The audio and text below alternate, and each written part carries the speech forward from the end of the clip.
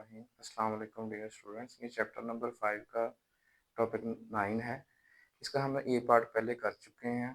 हम rotational kinetic energy जो है उसका फार्मूला ड्राइव कर चुके हैं, जो कि बिल्कुल काइनेटिक एनर्जी जैसा ही फार्मूला है। काइनेटिक एनर्जी जो ट्रांसलेशनल होती है उसका formula half M we square होता है, और इसे इधर उसका रोटेशनल एनालॉग्स आ जाएंगे, और काइनेटिक एनर्जी रोटेशनल का formula half I into omega square होता है।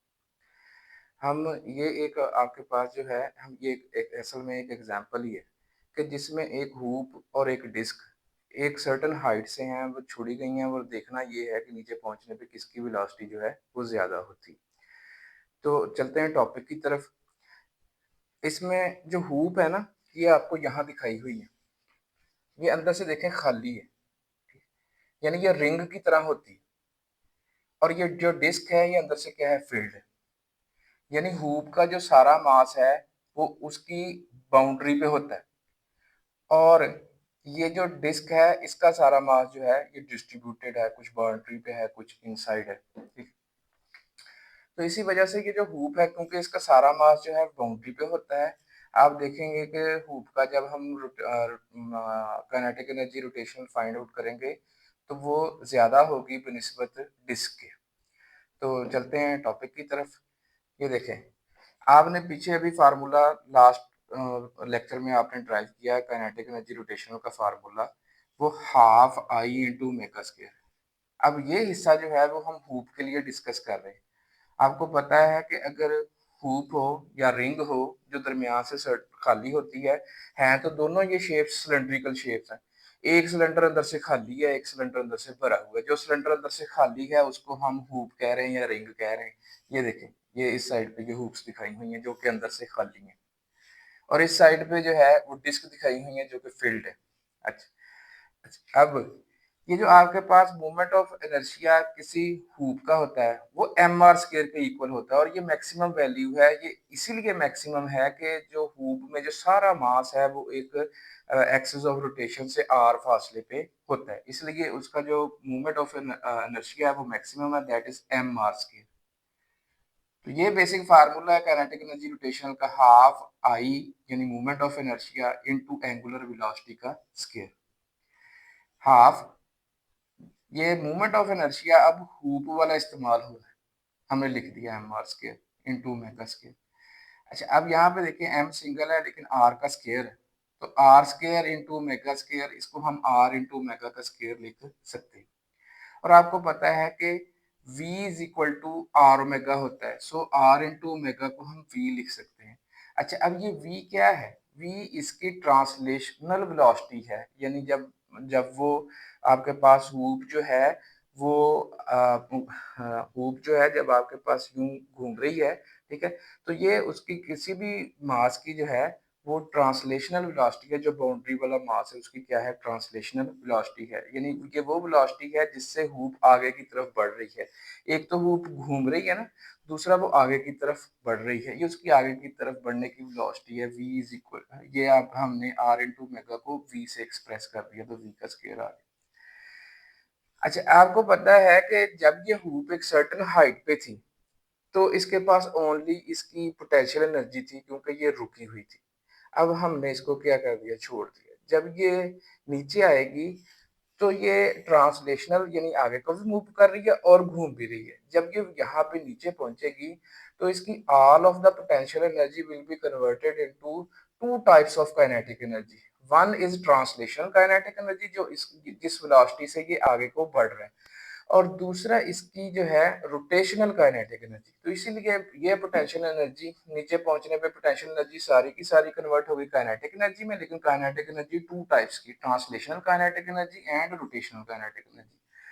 ट्रांसलेशनल काइनेटिक एनर्जी का तो हमें फार्मूला पता है कि वो हाफ एम वी स्क्वायर होता है, तो ये तो डिस्कस करने की जरूरत नहीं, ये वैसे ही हमने लिख दिया। अब रोटेशनल काइनेटिक एनर्जी जो हमने हूप के लिए निकाली है वो हाफ एम वी स्क्वायर है, ये वो भी लिख दी, half M we square plus half M we square full m we square. अच्छा, अब यहाँ पे मास इस मास से हट जाएगा, और आपके पास जो अगर हमने v का रिलेशन फाइंड आउट करना है वेलोसिटी, ये वो वाली वेलोसिटी है जो उसकी फुल यहाँ नीचे पहुंचने पे वेलोसिटी होगी। अच्छा, अब ये वेलोसिटी देखें, ये आ रही है g into H under root. Under root इसलिए आया, हमने दोनों m से काट के हमने दोनों साइड पे स्क्वायर रूट ले लिया। इधर स्क्वायर रूट जो है वो स्क्वायर से कट गया, आपके पास v इज इक्वल टू आ गया g into H under root. अब नीचे पहुंचने पे हम यहाँ से चल के नीचे पहुंचने पे हमने जो वेलोसिटी है हूप की वो फाइंड कर ली है। अब हम डिस्क की तरफ चलते हैं। सबसे पहले डिस्क की काइनेटिक एनर्जी रोटेशनल निकालते हैं। फार्मूला तो आप देखें कि फार्मूला ये वही है जो यहाँ लिखा हुआ है, half I into omega square. अच्छा, अब लेकिन यहाँ पे जो इसका मूवमेंट ऑफ इनर्शिया डिस्क वाला इस्तेमाल होना है। अब डिस्क का मूवमेंट ऑफ इनर्शिया हम पीछे टॉपिक्स में पढ़ चुके हैं कि वो हाफ एम आर स्क्वायर होता है।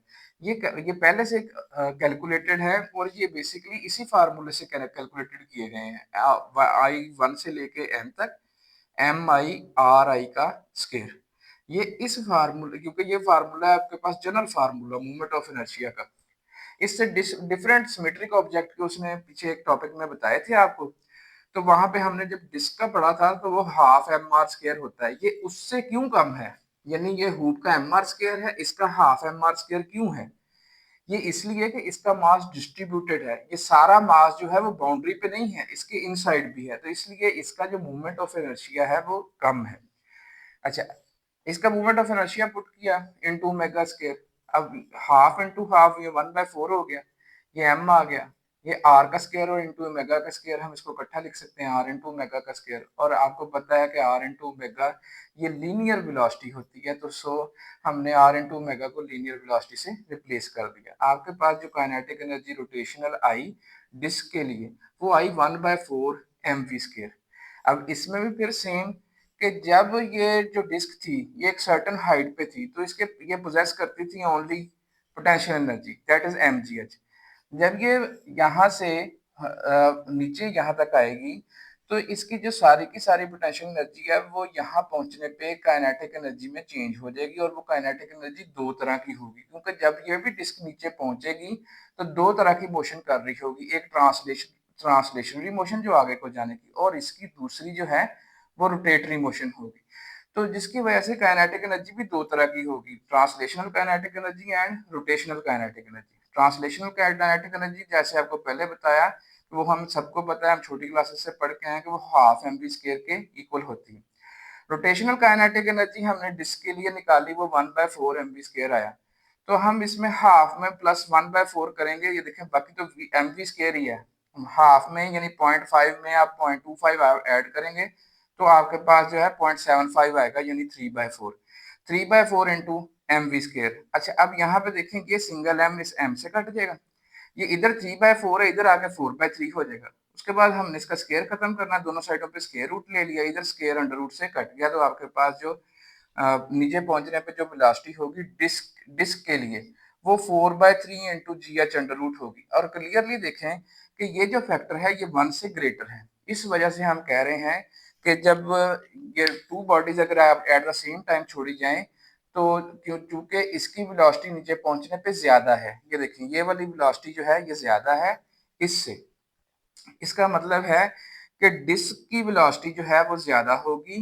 हूप से नीचे पहुंचने पे। यही फिगर में भी शो किया गया है, ये देखें डिस्क पहले पहुंच गई है और हूप अभी पीछे है, तो नीचे पहुंचने पे डिस्क की वेलोसिटी जो है ज्यादा होगी। और इसमें एक और बात नोट करने की है, जैसे मैंने आपको पहले बताया कि ये जो मूवमेंट ऑफ इनर्शिया है ये ऐसे ही बिहेव करता है सर्कुलर मोशन में या रोटेटरी मोशन में जैसे लीनियर मोशन में मास बिहेव करता है। तो आप देखें कि जिसका मूवमेंट ऑफ इनर्शिया कम था उसको देखें मोशन में लाना क्या हो गया, आसान हो गया, वो उसमें जल्दी से वेलोसिटी में क्या हुई है, तब्दीली हुई है, यानी इसकी वेलोसिटी तेजी से बढ़ेगी, ठीक है, बनिस्बत हूप के, क्योंकि इसका मूवमेंट ऑफ इनर्शिया ज्यादा है, इसका मूवमेंट ऑफ इनर्शिया कम है, तो जिसका मूवमेंट ऑफ इनर्शिया कम होगा उसमें चेंज जल्दी से आएगी, सो इसकी वेलोसिटी ज्यादा होगी डिस्क की, और डिस्क पहले जो है वो नीचे पहुंचेगी। बहुत शुक्रिया, फिर मिलते हैं नेक्स्ट टॉपिक के साथ।